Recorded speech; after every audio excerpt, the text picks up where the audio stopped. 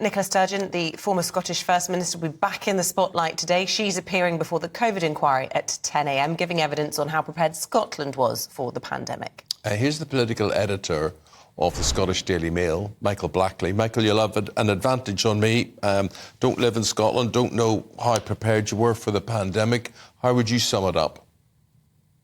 Yes, well, I think we got some interesting evidence yesterday from Jean Freeman, who was the Health Secretary in Scotland during the pandemic, and she was open and admitted that Scotland could have been better prepared for the coronavirus pandemic.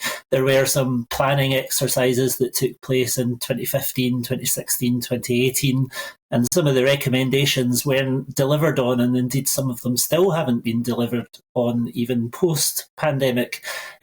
So there were questions about that. I think Nicola Sturgeon will face some of the same questions today about preparedness for the pandemic.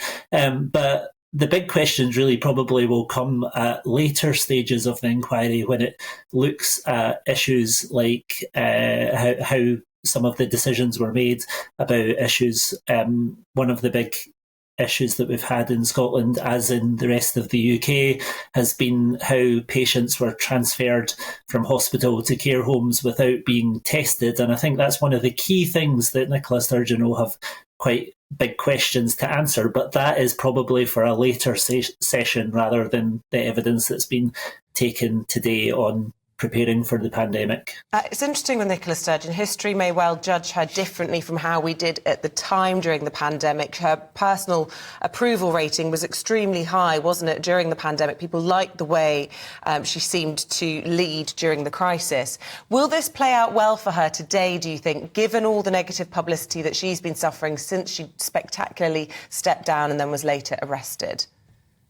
Yes, I mean, it's certainly a big moment for her. It's been rare. We've not heard too much from her other than a couple of impromptu press conferences since she was arrested. So this is the first big public stage that she's had since all of that. But to be honest, I think dealing with coronavirus is an area of comfort for her. She'll probably be quite relaxed, I would imagine, at dealing with some of the questions that she faces today.